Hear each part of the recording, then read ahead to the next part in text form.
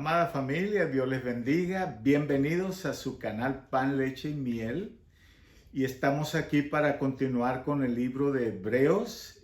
Hoy vamos a ver la quinta parte de este estudio que estamos teniendo. Y vamos a ver rápidamente, vamos a ver los capítulos 10, 11, 12 y 13. Así que vamos a tratar de hacerlo lo más rápido posible. Entendiendo que no podemos tener un estudio más profundo, quizás lo haremos un poco más adelante, pero cuando menos estamos estudiando las cosas básicas de cada capítulo. Así que espero, hermanos, que no hayan perdido el interés, porque cuando un estudio se alarga, bueno, algunos se cansan y pierden el interés, sino al contrario, ¿no? Cada vez haya más curiosidad por saber, por entender lo que el libro de Hebreos nos dice, ¿verdad?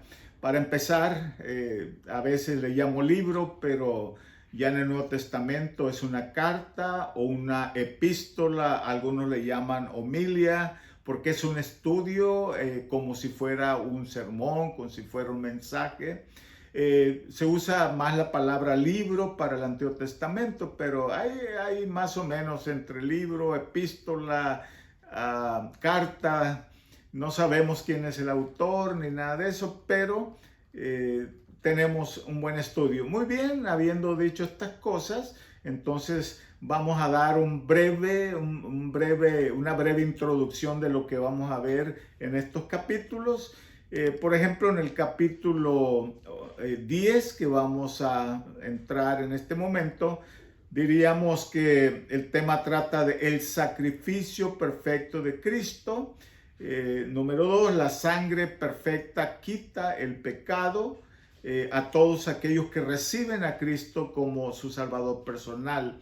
También el capítulo 10 trata lo que es la ley y la gracia en comparación con el sacrificio de Cristo y el sacrificio de los animales como los toros, los machos cabríos en el Antiguo Testamento.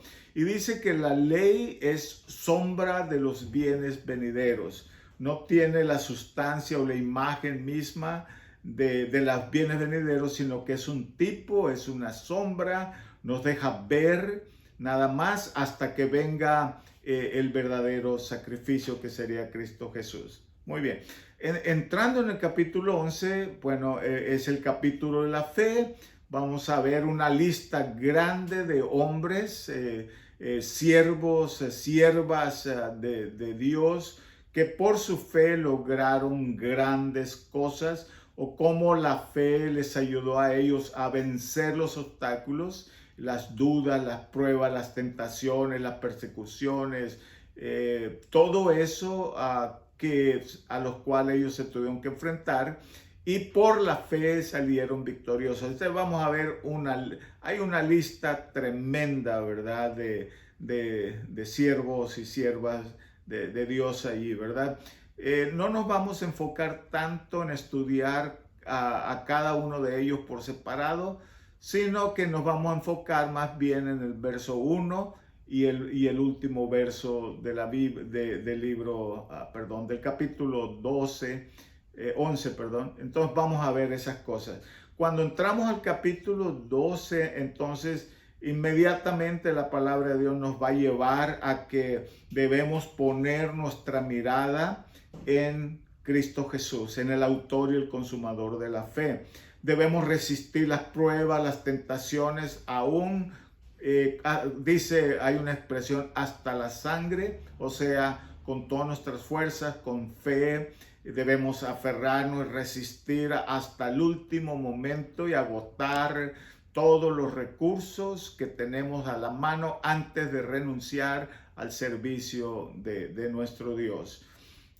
También nos habla de no rechazar la disciplina de Dios, porque la disciplina es una muestra del amor de Dios. Y cuando entramos ya al capítulo 13, pues vamos a hablar sobre algunos de los deberes que tenemos nosotros como cristianos. Y al capítulo se le llama deberes cristianos.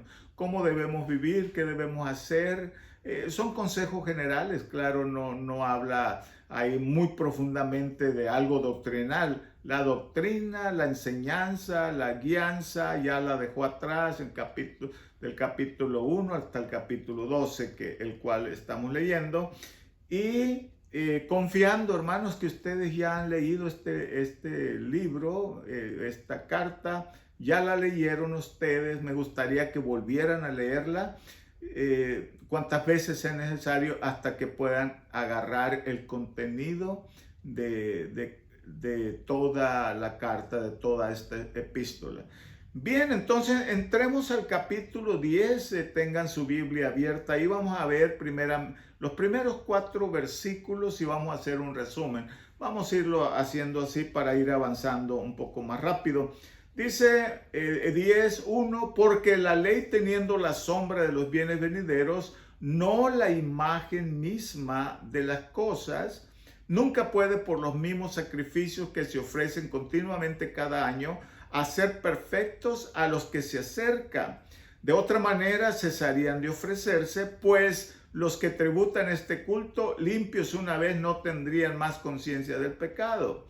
Pero en estos sacrificios cada año se hace memoria de los pecados, porque la sangre de los toros, de los machos cabríos, no pueden quitar los pecados.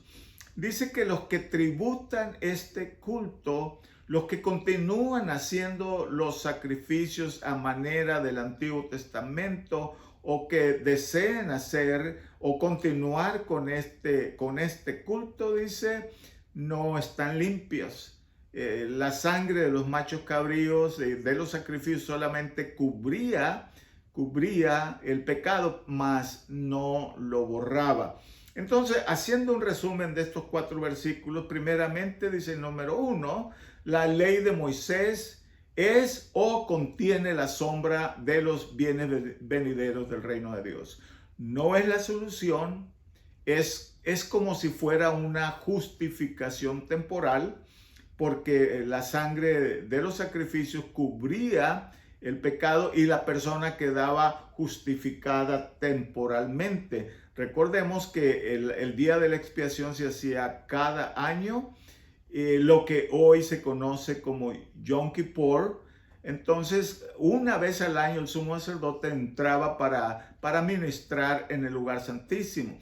Pero eso era un remedio temporal nada más.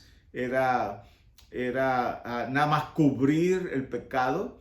Entonces, como ya la palabra expiación, ¿verdad? Quita, borra, limpia, lava el pecado y es en la sangre de Cristo que somos nosotros justificados. Muy bien.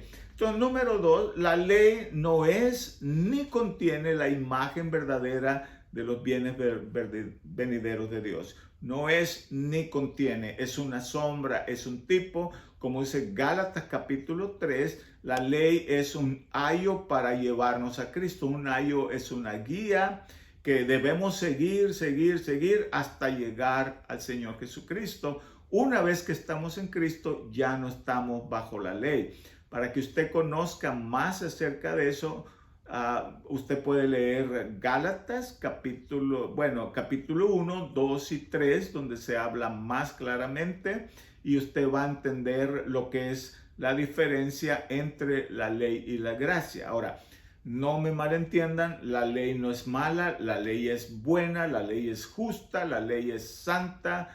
La ley, toda aquella persona que guarde o guardara la ley, debería vivir una vida intachablemente correcta, hablando moralmente, todo un ejemplo, todo un buen testimonio. Pero eso no era suficiente para que la persona fuera justificada por su pecado. La persona seguía siendo pecadora y se necesitaba de los sacrificios para que su pecado fuera cubierto, y luego se necesitó el sacrificio de Cristo para que el pecado fuera borrado.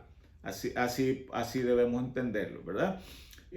Número 4, en los sacrificios de la ley que se hacen cada año, se hace memoria de los pecados. O sea, simplemente, es decir, perdóname Dios porque he pecado hice esto, hice aquello, y pequé contra ti de esta manera o de esta otra manera, es confesar los pecados. Por lo tanto, se hace memoria de los pecados.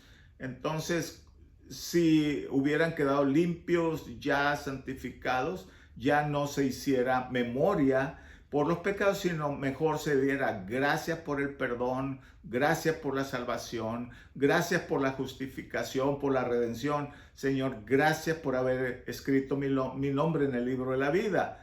Entonces, eso es la diferencia entre el sacrificio de la ley y el sacrificio perfecto expiatorio del Señor Jesucristo. Muy bien, y número 5, la sangre de los toros o los machos cabríos no pueden quitar el pecado, solo los cubre o los cubría, como ya lo mencionamos, y también, como ya explicamos, era como un tipo de justificación temporal hasta que Cristo ofreciera el sacrificio perfecto. Muy bien, vamos entonces a los versículos del 5 al 9. Estamos en Hebreos capítulo 10, recuerde, y dice: por lo cual entrando en el mundo, dice Cristo Jesús, sacrificio, ofrenda no quisiste, mas me preparaste cuerpo. Holocaustos y expiaciones por el pecado no te agradaron. Entonces dije: he aquí vengo, oh Dios, para hacer tu voluntad, como en el rollo está escrito de mí. Diciendo: primero, sacrificio, ofrenda y holocaustos y expiaciones por el pecado no quisiste, ni te agradaron, las cuales cosas se ofrecen según la ley. Y diciendo luego: he aquí que vengo, oh Dios, para hacer tu voluntad, quítalo primero para establecer esto último. Entonces, el sacrificio de Cristo, la ofrenda perfecta de expiación por el pecado, quita lo primero, y Cristo le dice: Padre, quita lo primero, quita los sacrificios del Antiguo Testamento, quita eso para establecer lo nuevo, para establecer el nuevo pacto, para establecer la forma en la cual el ser humano será justificado, lavado, perdonado y salvado. Entonces, haciendo un resumen de estos versículos, diríamos, número 1, Cristo explica, hablando con el Padre, nos explica a nosotros, claro, que las ofrendas y sacrificios eran como una justificación temporal, esperando una ofrenda y sacrificio perfecto que se haría una sola vez y para siempre. Número 2, Cristo explica que esta es la razón por la cual Él fue engendrado, o sea, encarnó, cuando Él dice: me preparaste cuerpo. O sea, los sacrificios del Antiguo Testamento, el derramamiento de sangre de los toros, de los machos cabríos y todo el tipo de sacrificio, dice, no pueden quitar el pecado. Por lo tanto, dice Dios, dice Cristo, eran considerados temporalmente, pero llegó el momento que no le eran agradables al Padre. ¿Por qué? Porque era una repetición, y aún más se había convertido en algo ya rutinario para el pueblo de Dios. Ya ni siquiera, me imagino, al repetirlo tantas veces, ya ni siquiera sentían que tenía algún tipo de validez, ya no valoraban el sacrificio y la sangre derramada. Pues de todas maneras era algo temporal hasta que viniera el Señor Jesucristo. Por eso dice Cristo: Padre, los sacrificios y todo no te agradan, yo lo sé, tú lo sabes, no te agradan, es temporal. Solamente se están haciendo temporalmente hasta que yo venga. Por esa razón, dice, y la otra razón, perdón, no pueden quitar el pecado, no pueden justificar permanentemente ni salvar a nadie. Entonces, por esta razón, dice, tú me preparaste cuerpo. Y sabemos cómo sucedió eso, ¿verdad? Sabemos que el ángel Gabriel vino y escogió, Dios había escogido a la Virgen María. Y en su tiempo vino el ángel Gabriel para enseñarle o para decirle lo que Dios iba a hacer con ella. María aceptó el trato que Dios tenía para ella. Entonces el poder del Altísimo, el cual es el Espíritu Santo, vino sobre ella y ella quedó embarazada y de esa manera se empezó a formar el cuerpo de Cristo en el vientre de un ser humano, en el vientre de María. Con eso Jesucristo tuvo una naturaleza humana. Entonces, por el otro lado, al no tener un padre humano, él tenía una naturaleza divina. Él es Dios y él es hombre. O sea, algunos mal entendemos el concepto y dicen, no, Jesucristo fue 50% humano y 50% Dios. Este es un concepto erróneo, equivocado, porque ese pensamiento viene de las diferentes mitologías, la mitología griega, la mitología romana, donde dicen que los antiguos gobernadores, emperadores, los antiguos reyes de estas mitologías o de este tipo de creencias decían que eran, ya sea tenían un padre que era Dios y una mamá humana, o viceversa, tenían una mamá que era una diosa y un padre humano. Entonces, por eso ellos se consideraban 50% Dios y 50% seres humanos. Y de esa manera, ¿qué pensaban ellos? Entonces, el pensamiento de que Cristo sea 50% Dios, 50% ser humano, es totalmente erróneo. Jesucristo es y fue 100% humano. Y como Dios, Él no dejó de ser Dios. Él es 100% Dios. No es 50% Dios, es 100% Dios. Ahora, hay un término en el griego que nos muestra la fusión de estas dos naturalezas, la humana y la divina en Cristo Jesús. Y a eso en el griego se le conoce como la unión hipostática, fusión o unión hipostática, la unión de una naturaleza divina 100% y la unión de una naturaleza humana 100%, 100% Dios, 100% hombre. Esto es considerado como la unión hipostática. Entonces Cristo dice, me preparaste cuerpo, y esto es lo que pasó en la encarnación.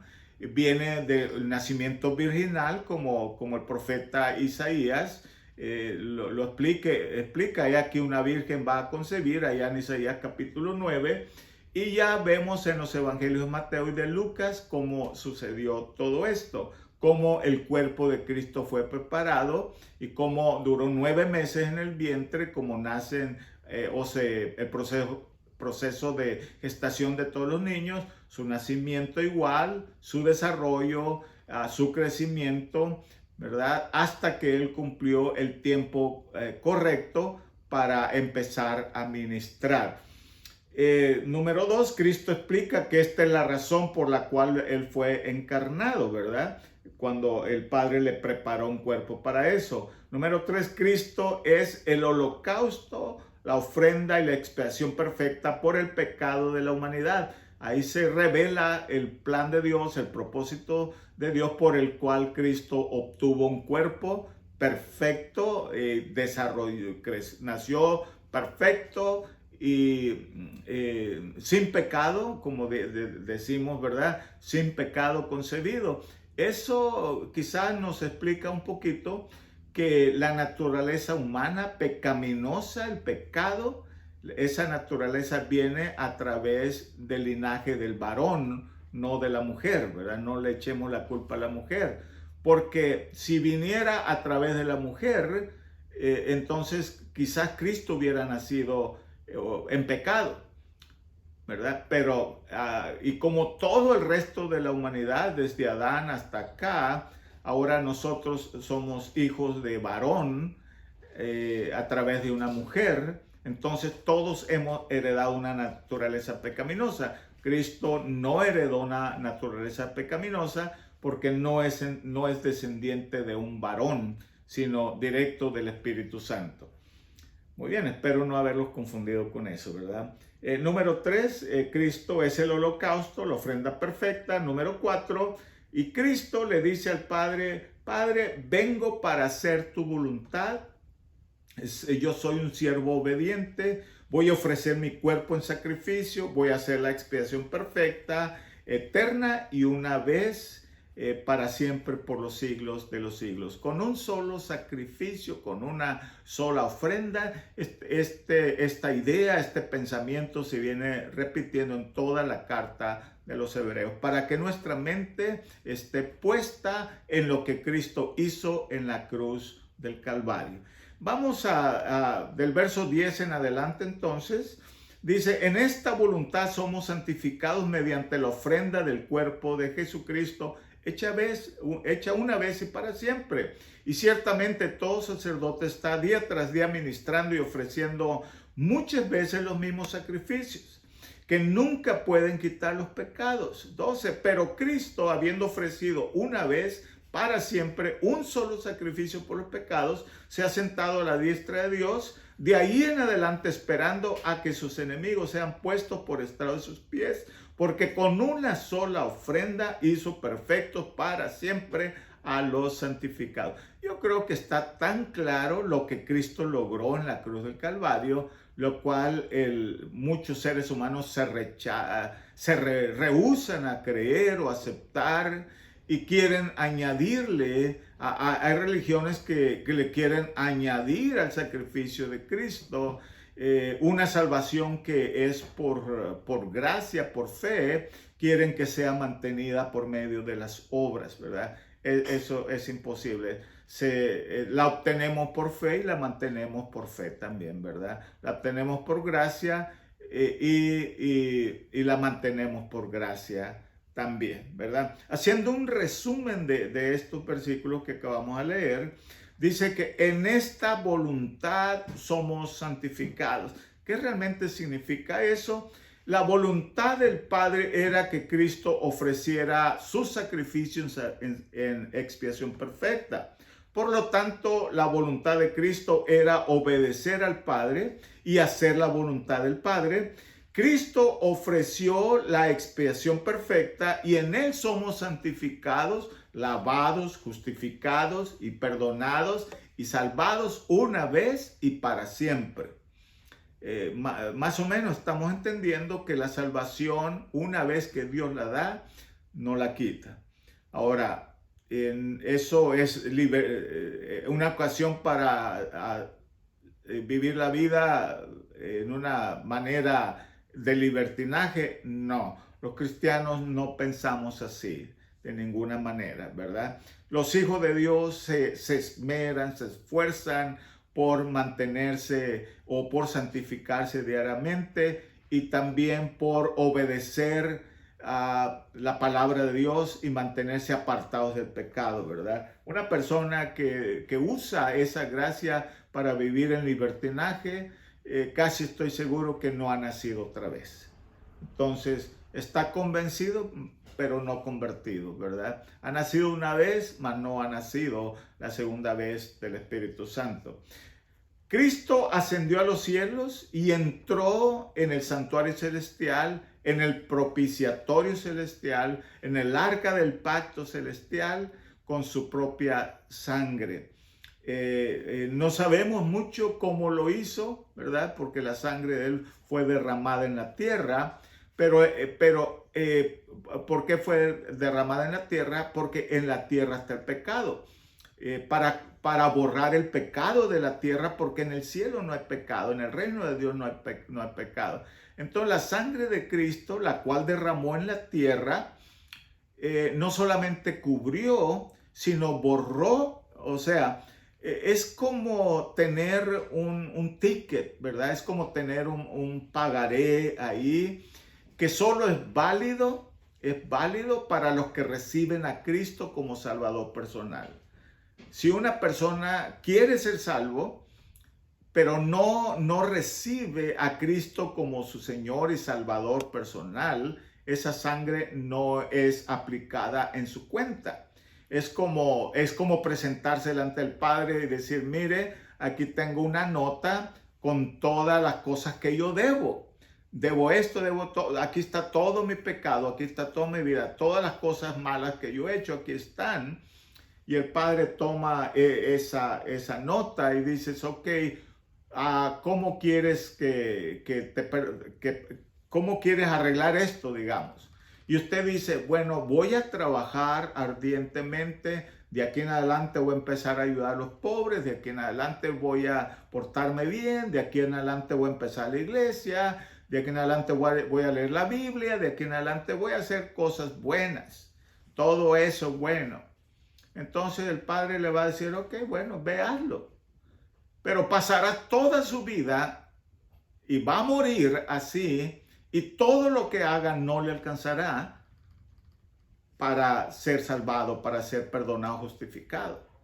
Ahora, el padre le puede decir, bueno, mira, aquí está alguien que puede pagar tu deuda. ¿Tú quieres que él pague tu deuda? Y en amor, en agradecimiento a aquel que pagó tu deuda, tú empiezas a vivir una vida diferente, te empiezas a portar mejor, obedeces a sus consejos, lees la Biblia, vienes a la iglesia, les hablas a otros de esta gracia y usted dice, sí, quiero recibir, quiero que Cristo pague mi deuda. Entonces, en ese momento es como si el padre pone un sello y dice, deuda perdonada, ¿verdad? Entonces, todo esto, por agradecimiento a Dios, en ese momento, toda la deuda queda perdonada y vivimos nosotros ahora para agradar a aquel que murió en la cruz del Calvario por nosotros. Eso es lo que está diciendo aquí la palabra de Dios y gracias a Dios lo estamos entendiendo.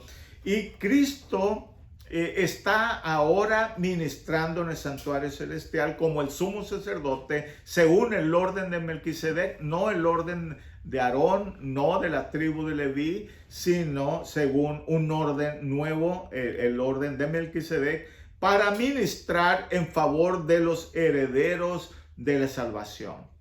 Y los herederos de la salvación son los hijos de Dios. Usted y yo, si ya le dimos nuestra vida al Señor Jesucristo, si Jesucristo ya es nuestro Salvador personal, es porque hemos nacido de nuevo en el Espíritu Santo. Nosotros somos los hijos de Dios y nosotros somos los herederos de la salvación. Y Cristo ministra, intercede por nosotros como un abogado allá en el reino de Dios. ¿Y por qué intercede como un abogado? Porque dice que el diablo acusa a los cristianos noche y día.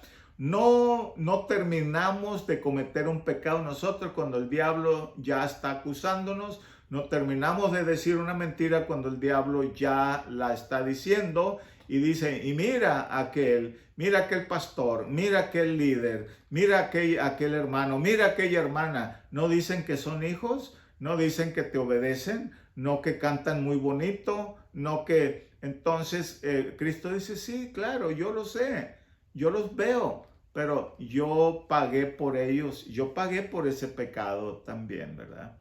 Entonces intercede por nosotros, los herederos de la salvación.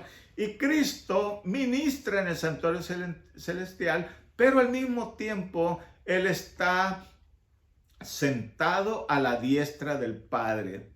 Eso quiere decir que hay otro trono, eso quiere decir que hay otro lugar, ¿verdad? Es como si Cristo fuera o se convierte, no quiero usar esa palabra, pero es como si Cristo le habla al oído al Padre acerca de nosotros. No un consejero, sino que Cristo le habla al oído, al corazón, al Padre acerca de sus hijos. Y el Padre se complace en escuchar la voz de su Hijo, la voz del Señor Jesucristo.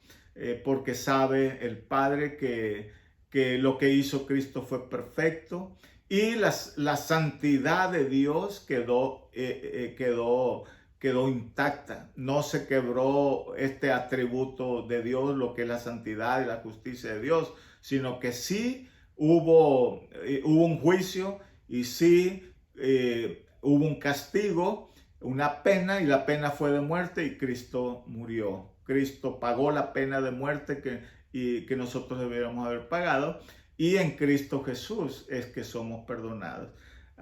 Muchas razones.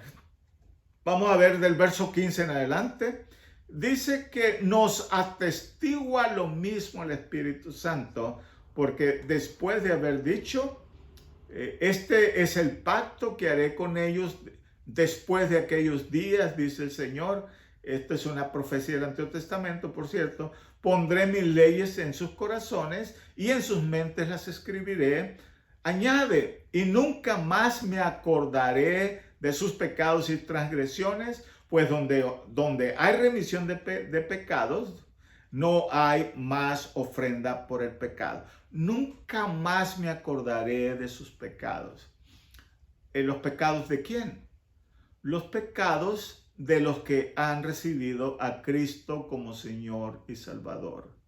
Los pecados de los que han nacido de nuevo. Dice que el sacrificio de Cristo ha borrado, ¿verdad?, esos pecados. Y dice el Padre, nunca más me acordaré de esos pecados. ¿Qué está diciendo? Nunca te juzgaré por los pecados que Cristo ya pagó por ellos. Tu cuenta ha sido saldada. Ve, vive bien, vive una vida agradable, vive en obediencia a Cristo, porque ha sido salvado, ha sido justificado, perdonado, ha sido lavado, ya tienes salvación, ya eres mi hijo, dice Dios. Muy bien, haciendo un resumen de estos versículos, entonces decimos que el Espíritu Santo es testigo de lo que Cristo hizo en la cruz del Calvario, es testigo de la vida y del ministerio de Cristo Jesús, es testigo de cómo el cuerpo de Cristo fue engendrado, es testigo de lo que sucedió en el día de Pentecostés, por cuanto él lo hizo.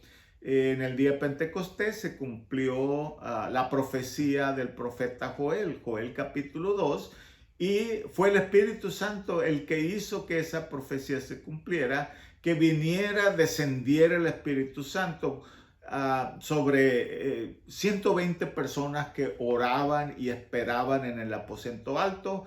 Desde ese momento se empezó a escribir la ley de Dios, el mandamiento de Dios en la mente y en el corazón de los hijos de Dios.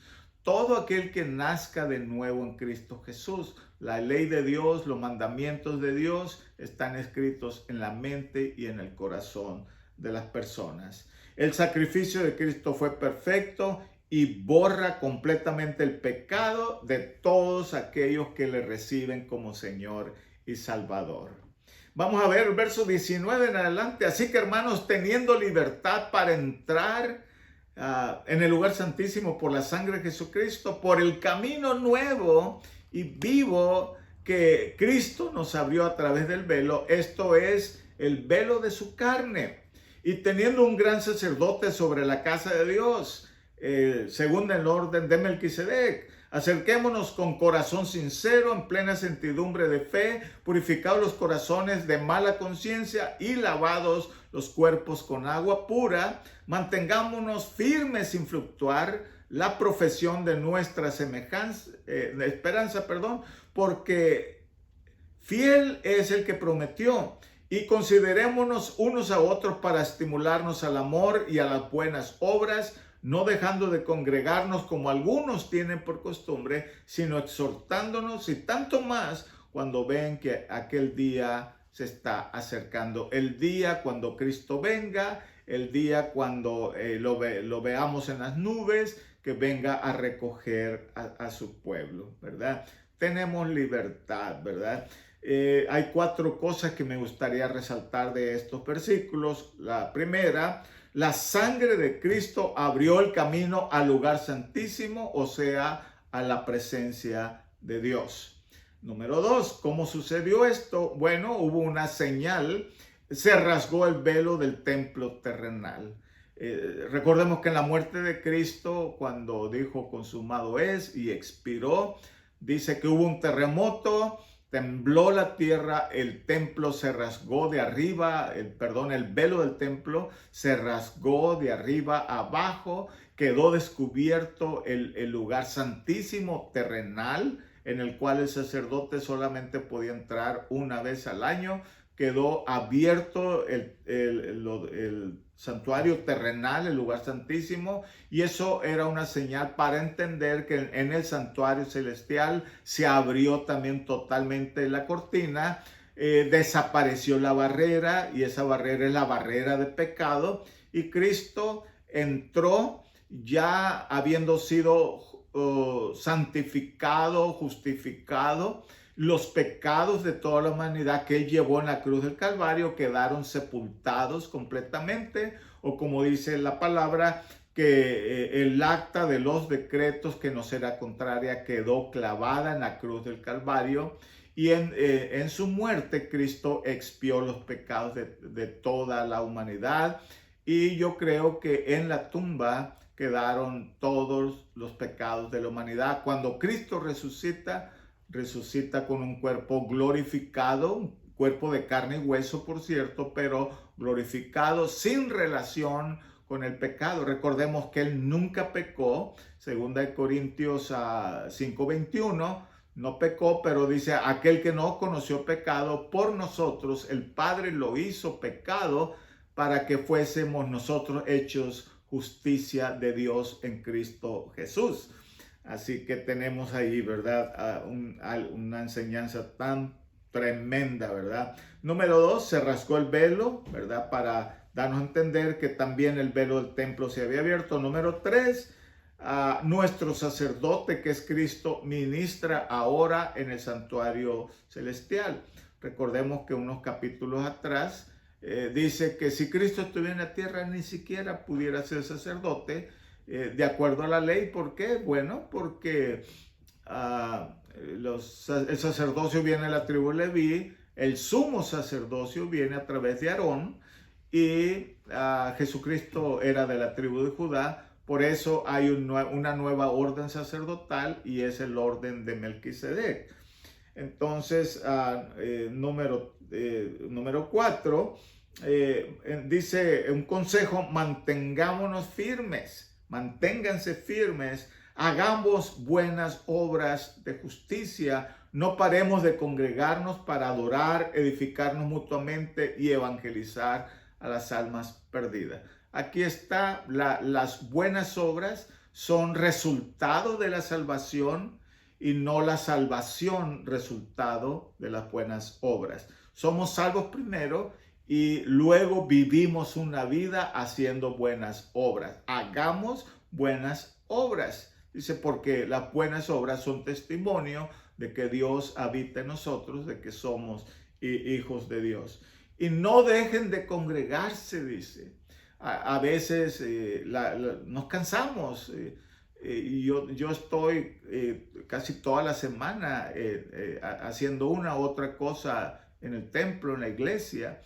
Y si yo me puedo cansar de viajar, de estar allá, me imagino que muchos de ustedes también se cansan de ir semana tras semana, pero en ningún momento se debe convertir en una rutina. Vamos porque queremos, porque deseamos ir con todo nuestro corazón. Vamos para adorar, porque cuando el grupo de creyentes se junta, simboliza, todos unidos simbolizamos el testimonio, el cuerpo de Cristo. Durante la semana soy miembro del cuerpo de Cristo, ¿verdad? El domingo, cuando nos juntamos, cuando toda la iglesia se junta, ahí está el cuerpo de Cristo en unidad, y todos los miembros se unen ahí, ¿verdad? Y eso es para adorarle, para edificarnos, para aprender. Y también dice, no paren de reunirse, síganse reuniéndose, porque no solamente es un mandamiento, no dejen de congregarse, dice. Y mucho más cuando ven que las profecías están cumpliendo y ya estamos cerca del fin, dice, de nuestra redención completa y final. Vamos a ver verso 26 en adelante al 31. Porque si pecaremos voluntariamente después de haber recibido el conocimiento de la verdad, ya no nos queda más sacrificio por los pecados, sino una horrenda expectación de juicio y de hervor de fuego que ha de devorar a los adversarios. El que viola la ley de Moisés por el testimonio de 2 o 3 testigos muere irremisiblemente. ¿Cuánto mayor castigo pensáis que merecerá el que pisoteare al Hijo de Dios y tuviere por inmunda la sangre del pacto en la cual fue santificado e hiciere afrenta al Espíritu de gracia? Pues conocemos al que dijo: mía es la venganza, yo daré el pago, dice el Señor. Y otra vez el Señor juzgará a su pueblo. Horrenda cosa es caer en manos del Dios vivo. Ok. Claramente dice que hay un juicio para todo aquel que rechace el sacrificio de Cristo. Hay un castigo y el castigo es el lago de fuego eternamente, lo dice el verso 27. Ahora, comparando lo que es la ley de Moisés y la gracia y el sacrificio de Cristo, dice que aquellos que violan la ley de Moisés, por el testimonio de 2 o 3, la persona muere. Entonces, si en la ley de Moisés, que se quebra la ley, dice, 2 o 3 personas corroboran que así lo hizo, la persona es sentenciada a muerte. Entonces dice, ¿cuánto mayor castigo no crees tú que merece aquel que rechace a Cristo, aquel que pisotee a Cristo, aquel que tenga por inmunda la sangre de Cristo, aquel que haga afrenta al Espíritu Santo? La palabra afrenta es aquel que insulte al Espíritu Santo. Afrentar es insultar al Espíritu Santo. Entonces, mire, pisotee al Hijo de Dios, tenga por inmunda la sangre de Cristo Jesús y haga afrenta, o sea, insulte al Espíritu Santo.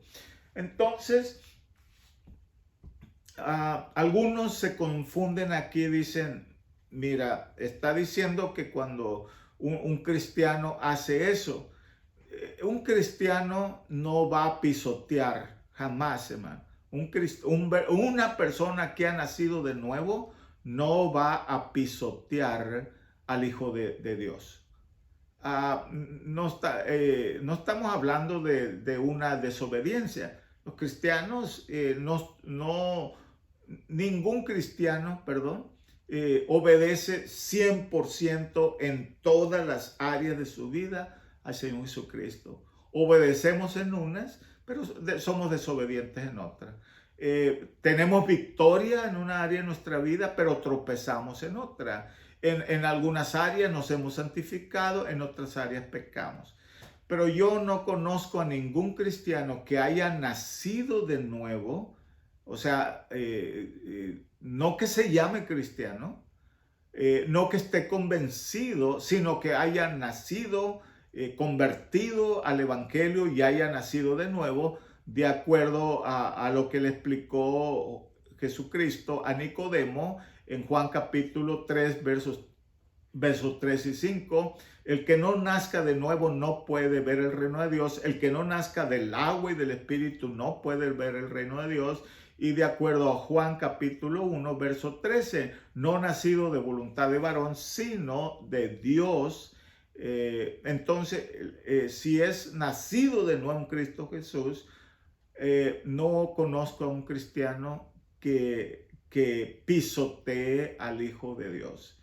¿Qué es pisotear al Hijo de Dios? Es blasfemar contra Él, es rechazarlo, es hablar en contra de Él. En vez de hablar a favor de Él, es anunciar a otras personas o decir, Cristo es mentiroso, Cristo es un impostor, Cristo es falso, Cristo es hipócrita. Todo eso es pisotear al Hijo de Dios. Pero la forma más terrible de pisotearlo es rechazar lo que Él hizo, rechazar su sacrificio por incredulidad, creyendo que tenemos una mejor solución para para restablecer nuestra relación con Dios, o aún más, ser un ateo, decir que realmente Dios no existe, que Cristo es una mentira o que Cristo simplemente fue un ser humano y que aún, como hay una historia antigua que decía que Jesucristo había sido producto de una violación, que un soldado romano había violado a María y de ahí nació el Señor Jesucristo producto de una violación. Todo eso es mentira, ¿verdad? No tiene fundamento. Eso es pisotear al Hijo de Dios, pisotear al Señor Jesucristo. Ahora, el segundo paso, hermano, es rechazar y tener por inmunda la sangre del Señor Jesucristo. Decir, de nada sirvió el sacrificio, no hace nada la sangre de Cristo. Entonces, decir que la sangre de Cristo no quita, no borra, que no fue suficiente, que necesitamos hacer una cosa más, es tener por inmunda la sangre del Señor Jesucristo. Y eso es un problema serio, serio. Y aún más, insultar al Espíritu Santo. Recordemos que la Biblia dice que es uno de los pecados que no son perdonados. El insultar, el rechazar, blasfemar contra el Espíritu Santo. ¿Y por qué pasa eso, hermano? Porque es el Espíritu Santo el que entra a la persona, aplica la sangre de Cristo a nosotros, es el que nos lava, nos santifica, nos justifica y limpia la casa, y Él es el sello de vida eterna, de acuerdo a Efesios 1, 12 y 13. Es el sello de vida eterna que Dios pone en nosotros, el sello de santificación, el sello de santidad, y nos hace templo de Dios, templo del Espíritu Santo. Si una persona rechaza, insulta al Espíritu Santo, entonces es natural. ¿Cuánto mayor castigo no creen que esa persona recibirá? Y dice aquí, ¿verdad? Si tú conoces la verdad, perdón, la verdad es que te hayan dicho, te hayan explicado que Cristo dio su vida por ti, te hayan explicado el plan de salvación, que hay una deuda de pecado, que estás en enemistad con Dios, que eres pecador, y dices tú, bueno, a mí no me importa, ni me interesa escuchar de Cristo, ni me interesa escuchar del Evangelio, ni me interesa escuchar de la Biblia. Entonces ya se te presentó la verdad, ya escuchaste la verdad, pero tú decides, o esa persona decide, no, yo voy a seguir mi vida como yo quiera, voy a hacer lo que me dé la gana, y sigue viviendo su vida de pecado. Entonces dice, no hay otra ofrenda. No hay nada más. Tú no puedes hacer ningún sacrificio, ninguna otra ofrenda, y nadie más va a hacer una ofrenda ni un sacrificio por ti. ¿Por qué? Porque ya el sacrificio fue hecho. Entonces, lo único que tienes que hacer es reconocer tu pecado, arrepentirte de tus pecados, darle tu vida a Cristo, recibirlo como Señor y Salvador de tu vida en fe, confesarlo como Señor. Entonces el Espíritu Santo viene a tu vida, te hace nacer de nuevo en el Espíritu Santo y te hace hijo de Dios. Entonces, ¿hay juicio para el que rechace el sacrificio de Cristo? Sí. Y el castigo de esa sentencia será el lago de fuego eternamente. A esto se le conoce como muerte eterna, separación total en el lago de fuego por el resto de la eternidad. Entonces,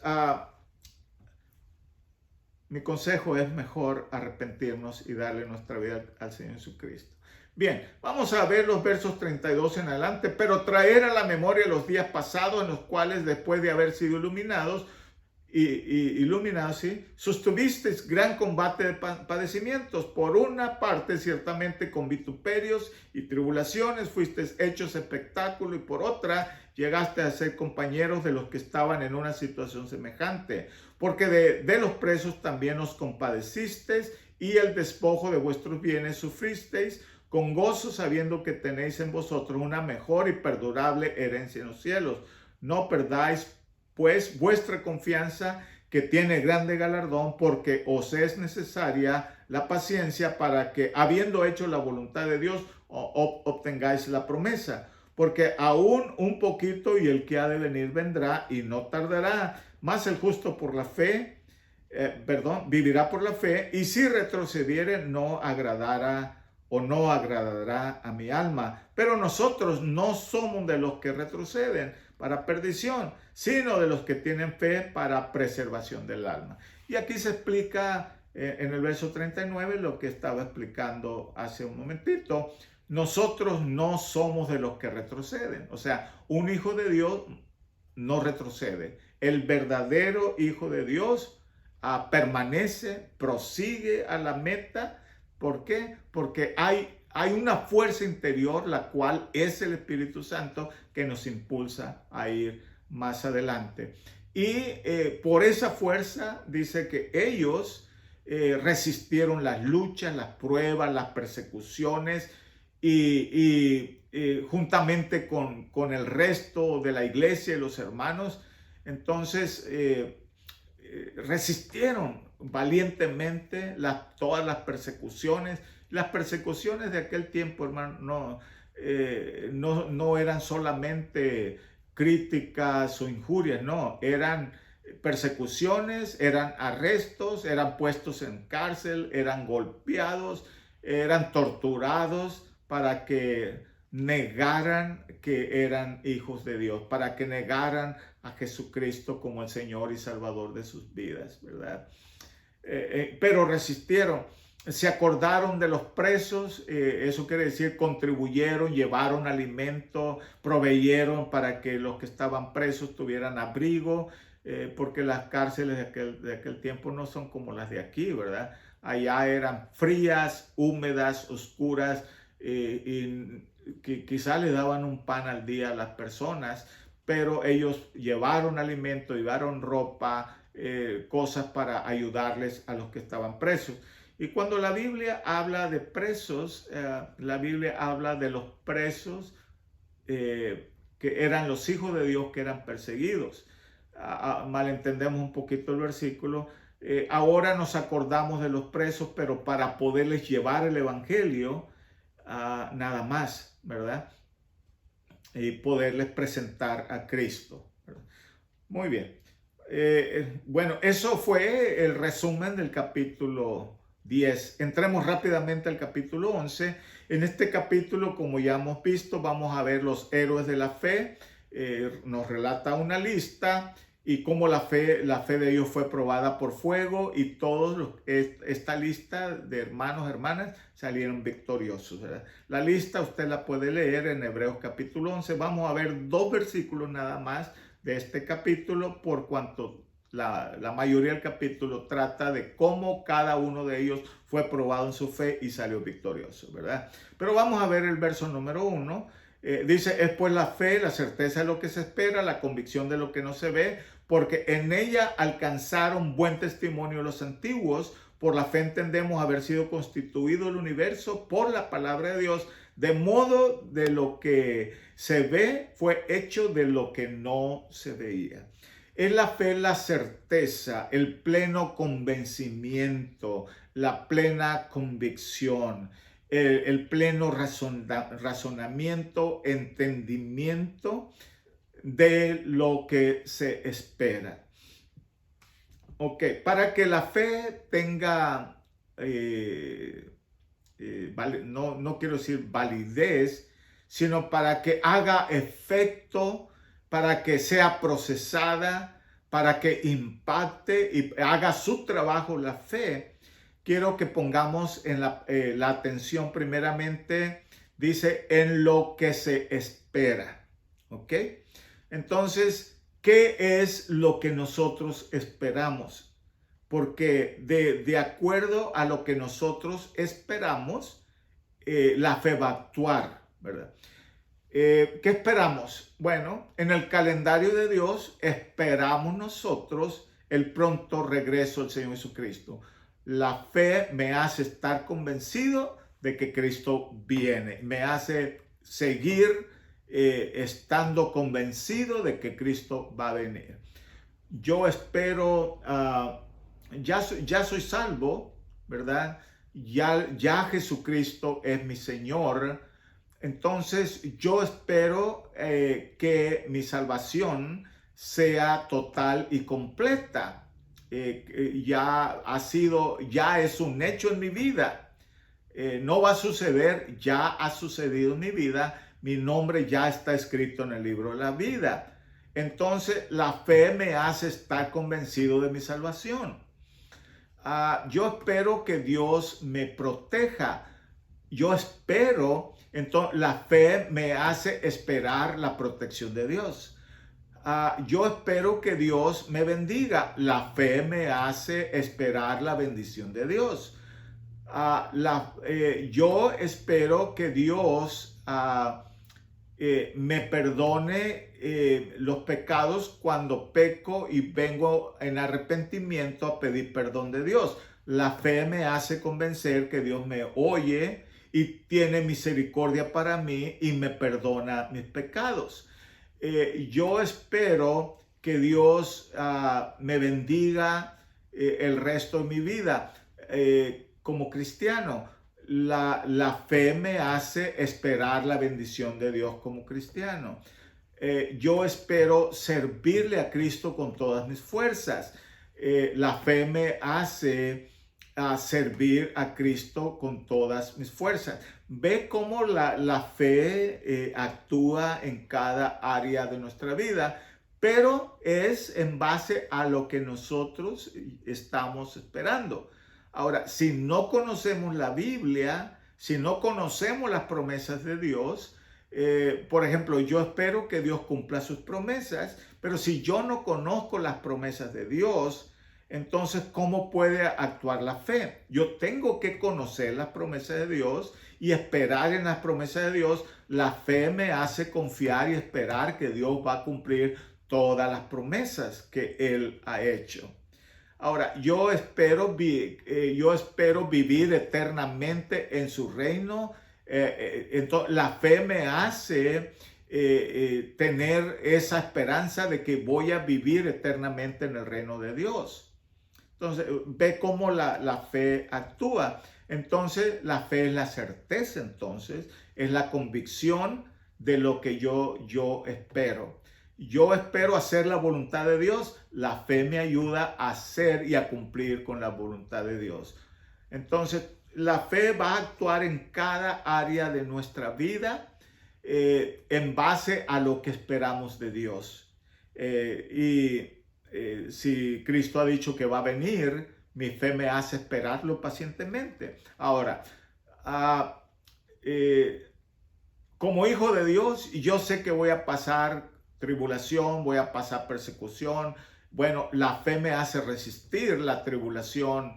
Yo sé que mi fe va a ser probada. Bueno, ahí la fe me hace resistir la prueba y que mi fe se fortalezca y sea más preciosa que el oro. Entonces, todo esto es muy importante.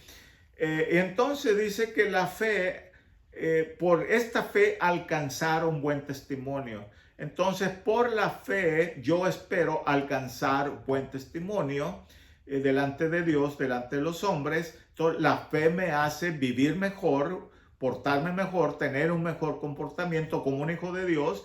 Entonces, la fe me hace trabajar en esa área de mi vida.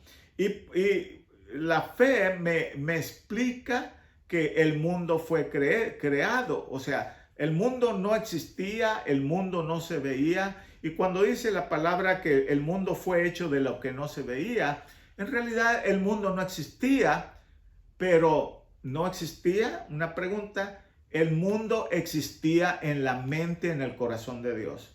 No se miraba hasta que Dios lo formó. le dio forma, pero el mundo ya existía en la mente y en el corazón de nuestro Padre Celestial. Amén. Y por la fe yo entiendo este proceso. Y vamos a ver el último versículo, que es el verso 39, dice, y todos estos, aunque alcanzaron buen testimonio mediante la fe, no recibieron lo prometido. ¡Wow! Si no leo el verso 40, me quedo ahí, ¿verdad? Un poco desorientado. Vivieron en fe, pero no alcanzaron lo prometido. Y el verso 40 me dice por qué. Me dice por qué. Dice, proveyendo Dios alguna cosa mejor para nosotros. Para nosotros, Dios ha provisto una cosa mejor todavía, para que ellos no fuesen perfeccionados aparte de nosotros. Ellos vivieron, lucharon, fueron probados, pero no alcanzaron la promesa de Dios todavía. ¿Para qué? Para que la alcancemos juntos, para que ellos y nosotros alcancemos juntos, seamos bendecidos juntos, para que obtengamos la vida eterna juntos, para que veamos las promesas de Dios juntos. Esto es grandioso, ¿verdad? Como Dios dice, no, los voy a bendecir, pero los voy a bendecir a todos juntos. Los voy a salvar, pero los voy a salvar a todos juntos. Ellos bajo la ley, nosotros en Cristo, somos salvados, ellos salvados y perdonados, porque el sacrificio de Cristo fue también retrospectivo, o sea, alcanzó hacia atrás. En ellos fueron santificados, lavados y justificados. Ellos también fueron hechos salvos y santificados, justificados en Cristo Jesús, igual que nosotros. Entonces ellos confiaban en los sacrificios, el pecado había quedado cubierto, pero ahora en Cristo fueron borrados los pecados de ellos. Los pecados son salvos en Cristo, nosotros somos salvos en Cristo Jesús también. Eso era lo que quería mencionar del capítulo 11 y mi recomendación es que usted lo vea. Rápidamente el capítulo 12 empieza rápidamente en el primer versículo. Por tanto, nosotros también teniendo alrededor tan grande nube de testigos, como el mundo de aquel tiempo fue testigo de las obras, de la fe, de la vida de aquellos, hoy también nosotros tenemos un gran número de testigos, pero ellos también son como testigos de los padecimientos de nosotros. Eso es lo que está diciendo. Entonces dice, despojémonos de todo peso y del pecado que nos asedia. Corramos con paciencia la carrera que tenemos por delante. Y verso 2, puesto los ojos en Jesús, el autor y consumador de la fe, el cual por el gozo puesto delante de él sufrió la cruz mediante el oprobio y se sentó a la diestra del trono de Dios. Este verso va en conjunto con el Hebreos 11:1. Puesto los ojos en Jesús, ¿qué hizo Jesús? Es el autor y consumador de la fe, pero dice, Cristo tenía el gozo puesto delante de él, y por ese gozo, por lo que él miraba delante de él, lo que él miraba en el futuro, Cristo sufrió la cruz, menospreciando lo oprobio, y luego salió victorioso y se sentó a la diestra del trono de Dios. ¿Qué tenía Cristo? ¿Cuál era el gozo de Cristo? Obedecer al Padre, ¿verdad? Se deleitaba el obedecer, en ser un hijo obediente al Padre, cumplir la obra de redención. No era tan agradable los clavos y llevar la cruz y llevar el pecado de toda la humanidad. No, más allá de la cruz estaba la resurrección. Y sabía Cristo que con la resurrección llevaría a millones de personas, rescataría a millones de personas para el reino de Dios. Con la cruz, con la resurrección, vendría la victoria sobre la muerte, venía la salvación total y completa, venía el juicio a Satanás, venía la sentencia al diablo. con la resurrección. Entonces miraba la obra completa, miraba el sacrificio perfecto, miraba la redención completa, la expiación total y completa. Y para él era un deleite, era un gozo, era una alegría.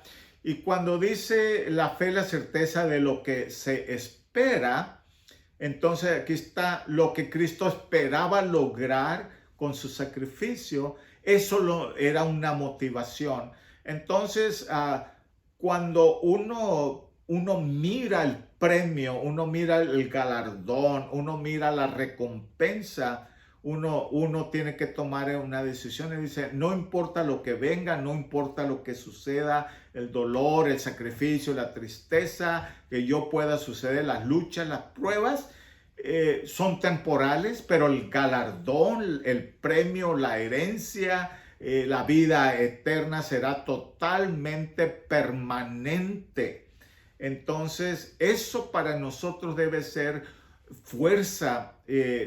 Pero si nos enfocamos en las pruebas, en las luchas, en los problemas, quitamos nuestra vista del galardón, ¿verdad? Quitamos nuestra vista de la promesa, de la victoria, de la recompensa.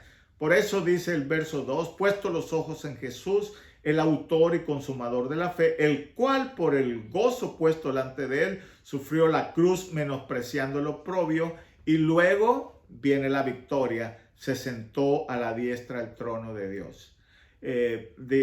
Leímos en el capítulo anterior ahí que se abrió el camino hacia el reino de Dios, se rasgó el velo. Vamos en camino a encontrarnos con Cristo y con el Padre Celestial allá en el reino de Dios. Entonces, ahí está el galardón, ahí está. Entonces, lo que venga ahora será temporal y no debemos poner nuestros ojos ahí, sino más bien ponerla en lo que viene después, ¿verdad? Entonces, dice que por esa razón, dice el verso 4, debemos resistir hasta la sangre, combatiendo contra el pecado.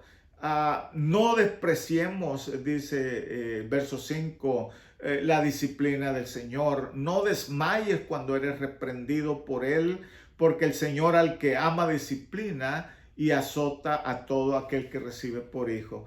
Está diciendo, la disciplina que Dios trae no destruye, pero edifica, construye, crea cosas, forma el carácter en nosotros y es una muestra de amor. Pero dice que si se nos deja sin disciplina, o sea, hagamos o vivamos la vida como queramos y Dios no trae disciplina a nosotros, entonces está diciendo que no somos hijos de Dios. Porque Dios al que ama lo disciplina, a su hijo, a sus hijos los disciplina y azota y disciplina a todo aquel que recibe por hijo. Entonces los hijos de Dios somos disciplinados y azotados, pero lo hace en amor para construir algo bueno en nosotros. No desmayemos, dice.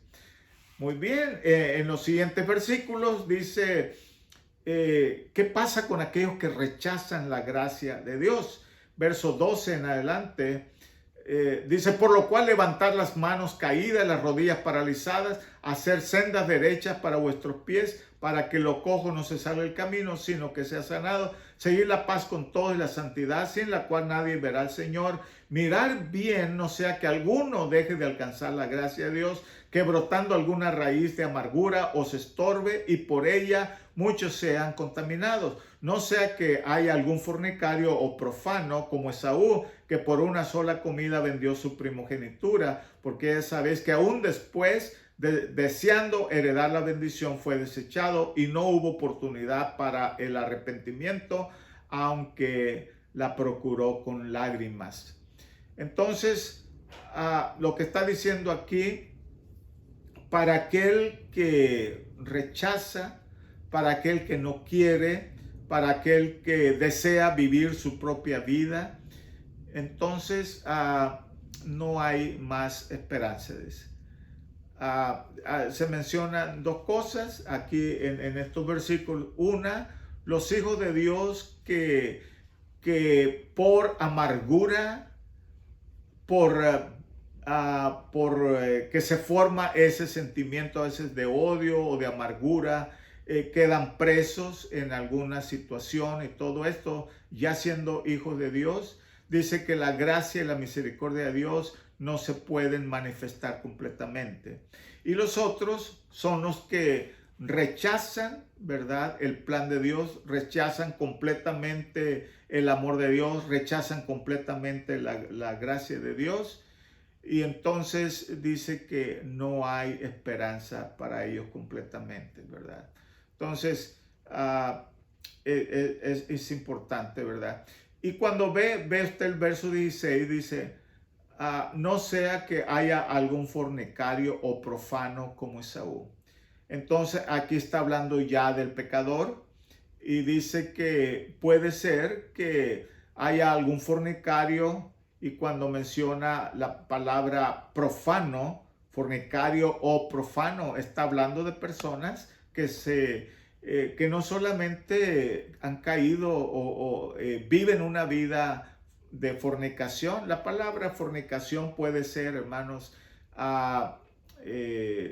viviendo en pecado sexual, o también puede ser viviendo en idolatría, porque esa palabra tiene esas dos connotaciones. Viviendo en idolatría, un fornicario puede ser un idólatra que ha dedicado su vida a adorar a los ídolos, o también puede ser que viva una vida desordenada, una vida en la carne, y luego aún profano, ¿verdad? O sea, aún más invalidando, rechazando, apartando o no dejando lugar para que Dios pueda entrar en su vida, rechazando el plan de Dios, rechazando el sacrificio de Cristo y viviendo su propia vida.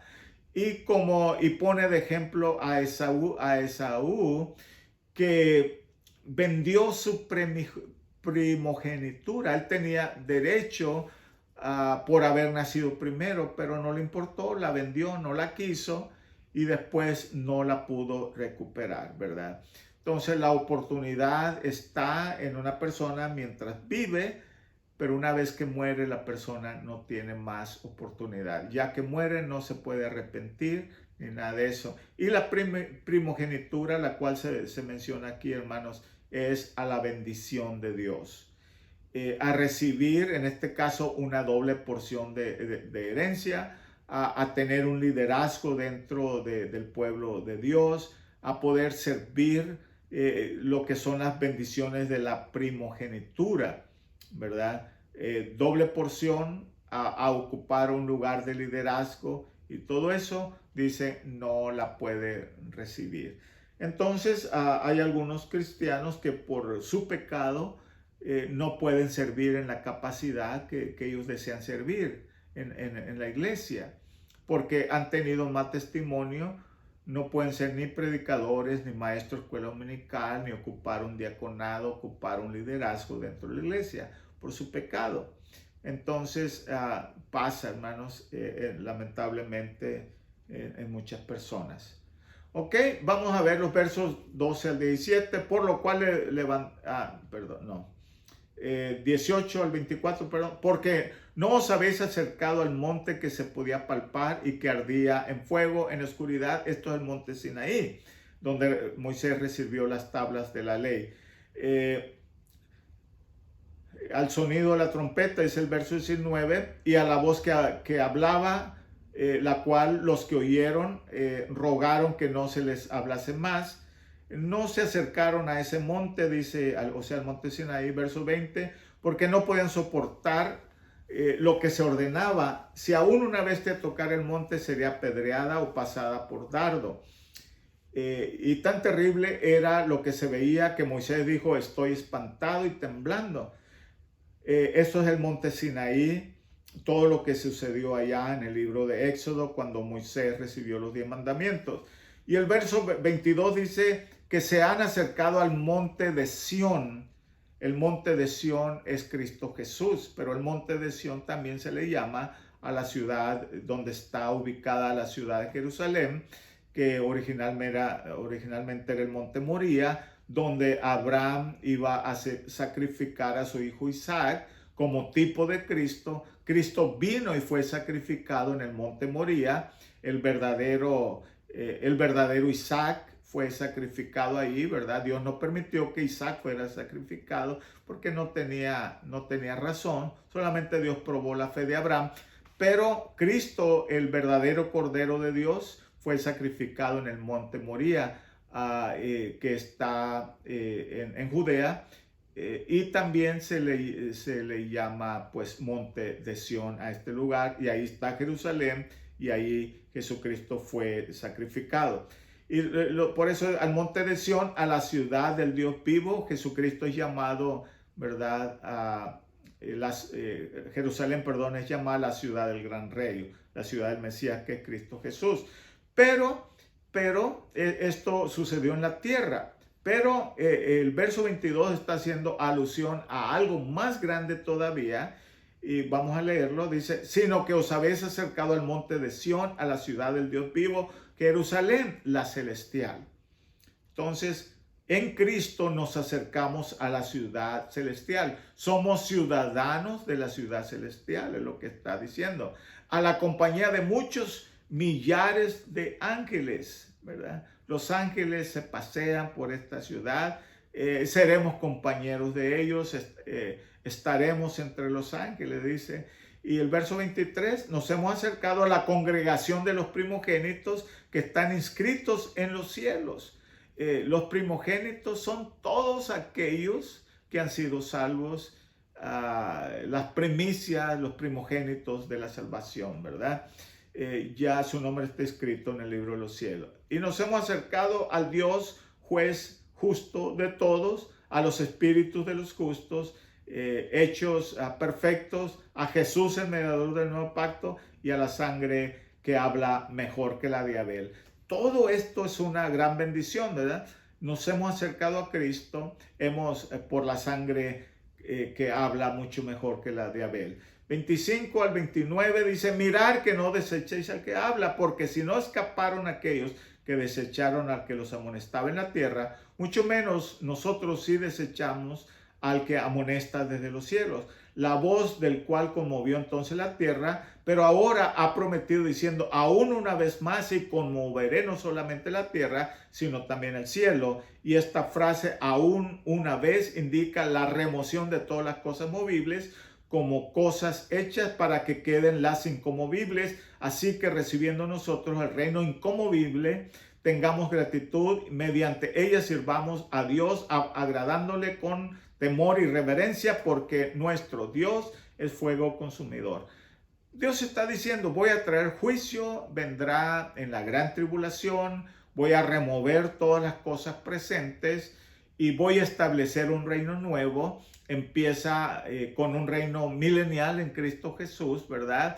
Y Dios creará nuevos cielos y nueva tierra. De los primeros cielos y la primera tierra no habrá más memoria. Pedro dice que los elementos ardiendo serán deshechos. Toda la tierra, las obras que en ella hay serán quemadas. Pero nosotros esperamos, según la misericordia de Dios, la justicia de Dios, cielos nuevos y tierra nueva, en los cuales mora la justicia de Dios. Eso es lo que esperamos ahora.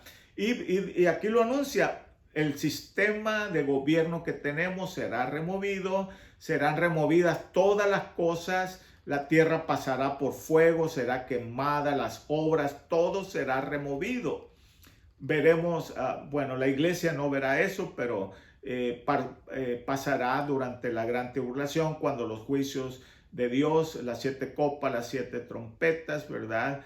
Los 7 sellos se derramen, son los juicios de Dios sobre la tierra. El maligno será juzgado, será apresado, el gran dragón será echado en el lago de fuego, la bestia, el falso profeta. Y eso va a indicar las formas de gobierno, las leyes establecidas por los hombres. Todo será quitado. La tierra y el universo entero será purificado de toda maldad, de todo pecado. Y eso es lo que está diciendo. Nosotros tenemos un reino inconmovible, una herencia en los cielos ya es eterna y permanente. Solo hay que quitar lo que está ahora en el presente, y eso lo va a hacer el mismo Señor Jesucristo un poquito más adelante. Rápidamente, hermano, entramos ya al capítulo 13, que es el último capítulo, y aquí solamente brevemente vamos a hablar sobre deberes cristianos. Dice los versos del 1 al 6, permanezca el amor fraternal, no se olviden de la hospitalidad, porque por ella algunos sin saberlo hospedaron ángeles, acordados de los presos como si ellos estuvieran presos juntamente con ellos, y de los maltratados como que también ustedes mismos están siendo maltratados en el mismo cuerpo. Honrosos sean todos el matrimonio y el lecho sin mancilla, pero a los fornicarios, a los adúlteros, los juzgará Dios. Sean vuestras costumbres sin avaricia, contentos con lo que tenéis ahora, porque Él dijo, no te desampararé ni te dejaré, de manera que podemos decir confiadamente, el Señor es mi ayudador, no temeré lo que me pueda hacer el hombre. Resumen rápido, dice, ámense mutuamente, hermanos, sean hospitalarios. Algunos sin saberlo hospedaron ángeles. Usted hospeda a un hermano, hospeda a un pastor, hospeda a alguien, dice que no sabe a quién está hospedando. Acuérdense de los presos, llévenles palabra de Dios, acuérdense de ellos, oren por ellos, ¿verdad?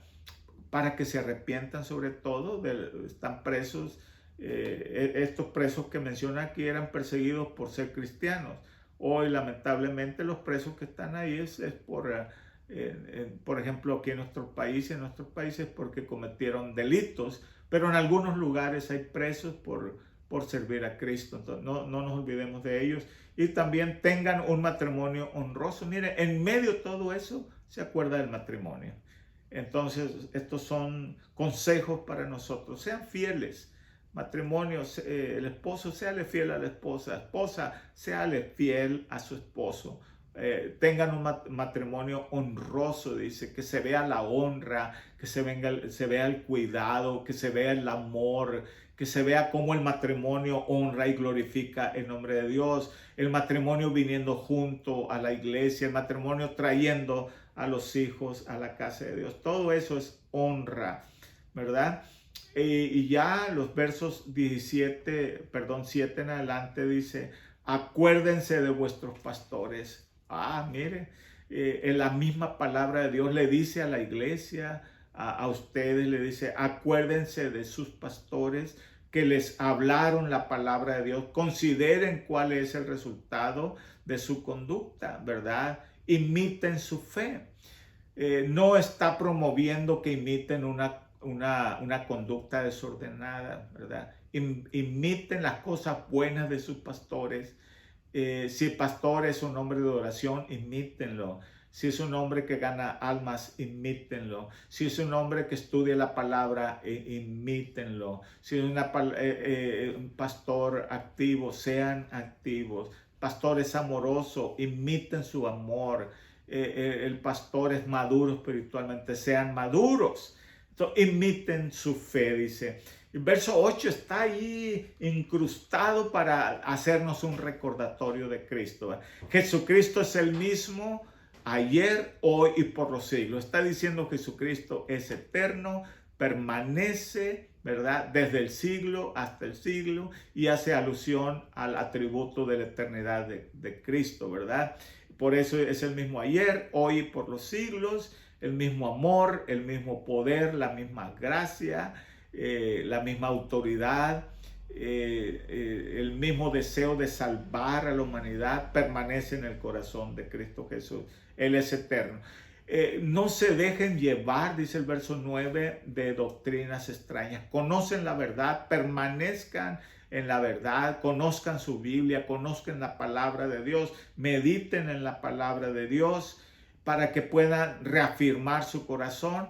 Y cuando escuchen algo extraño, una doctrina extraña, consúltenla con la Biblia y no se dejen engañar. Permanezcan en la sana doctrina. Y luego dice el verso 3 algo bonito, interesante para nosotros. El verso 10, tenemos un altar del cual no tienen derecho de comer de los que sirven en el tabernáculo. Esto me voy a tomar un tiempecito nada más para explicarlo. Dice, los que sirven en el tabernáculo, esto me está diciendo a mí que esta carta fue escrita antes del año 70, porque todavía estaban los sacrificios y las ofrendas que se hacían en el tabernáculo o en el templo, ¿verdad? Los cuales son temporales. Dice, ellos siguen con la rutina, siguen con los sacrificios, igual como si Cristo no hubiera venido. Rechazaron al Mesías y siguen haciendo sacrificios. Pero nosotros, dice, tenemos un altar, y este es el altar de Dios. Nosotros tenemos un altar y podemos comer de ese altar. Ese altar Cristo lo logró en la noche que Él instituyó la Santa Cena, el pan y el vino que él trajo para que comieran sus siervos, ¿verdad? Dice, ellos quieren continuar con la ley, los sacrificios, las ofrendas. Dice, por lo tanto, ellos no tienen derecho de comer del altar, o sea, de la mesa donde comemos nosotros. Aquellos que no son hijos de Dios no tienen ese derecho.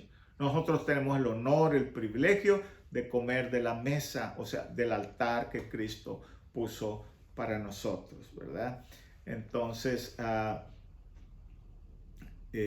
es importante, ¿verdad?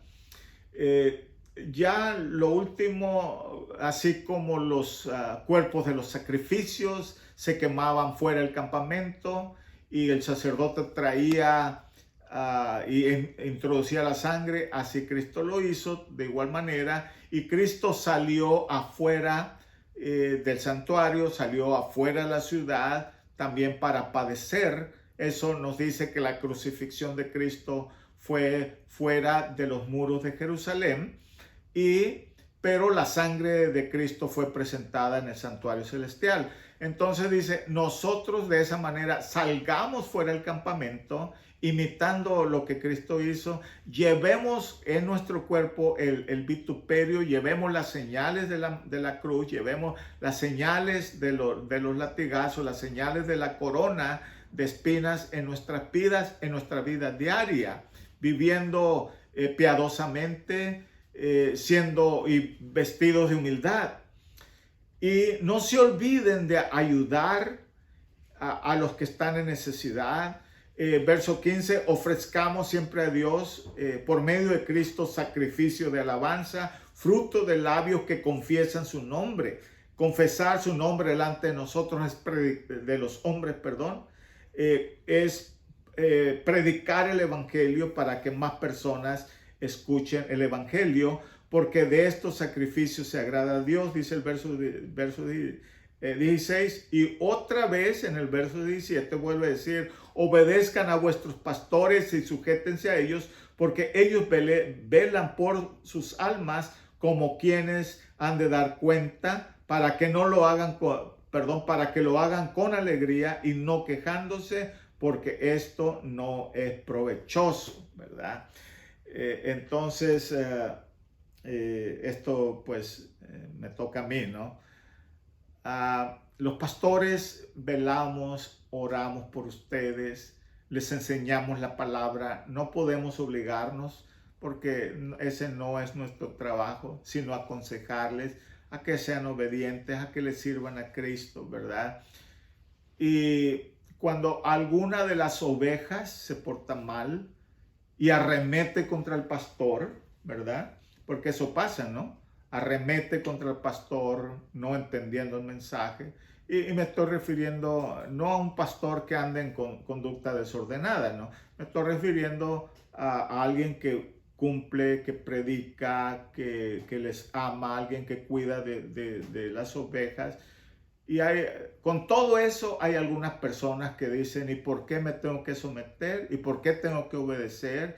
¿Y por qué tengo que escuchar? Yo puedo hacer las cosas por mí mismo. Nadie me va a decir lo que yo tengo que hacer.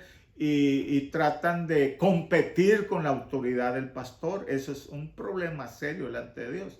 Competir con la autoridad del pastor, eso quiere decir, el pastor debe estar bajo mi autoridad y yo no debo estar bajo la autoridad del pastor. Entonces, eso hace que muchos pastores se quejen con Dios. Y dice aquí la palabra, si el pastor se queja con Dios, no es provechoso. No es provechoso. ¿Por qué? Porque el pastor va a dar cuenta a Dios. Yo como pastor voy a dar cuenta a mis ovejas. Un día Dios me va a llamar a cuenta y me va a decir, ¿qué les enseñaste? ¿Qué les aconsejaste? ¿Qué les dijiste? Yo no le puedo decir, Señor, pero mira, se rebelaron contra mí. Yo no le puedo decir, mira, Señor, me quejé porque así como lo hizo el pueblo de Israel. No le puedo decir a Dios esas cosas. Va a decir Dios, bueno, para eso yo te envié, para aconsejarle. ¿Hay ovejas rebeldes? Sí, hay ovejas rebeldes, claro que sí. Y en cada congregación hay ovejas rebeldes que no aceptan autoridad, que piensan que ellos tienen más autoridad que los pastores y que Dios les habla a ellos. Y que la voz de ellos, la opinión de ellos es más grande, más importante que la del mismo pastor. Eso es un problema serio, muy serio delante de Dios. Por tanto, hermano, yo les digo, sean humildes, acepten la autoridad pastoral que Dios ha puesto sobre ustedes, ¿verdad? Bueno, hermanos, Dios les bendiga. Yo creo que llegamos al fin. Espero no haberles confundido con esta enseñanza, porque hay mucho más que aprender, hay mucho más que ver, pero les agradezco infinitamente su paciencia, hermanos. Gracias por ser paciente. Y aunque lo vimos ahí, abuelo, como decíamos, abuelo de pájaro y todo eso, yo les felicito, hermanos, por haberse quedado. Ahora, pues prepárense para la trivia que viene, porque va a haber buenas preguntas. Y bueno, hermanos, que Dios les bendiga y felicitaciones al que gane esta trivia. Bueno, esta ha sido su canal Pan, Leche y Miel, hermanos, y el estudio de toda la carta de Hebreos. Dios les bendiga, hermanos.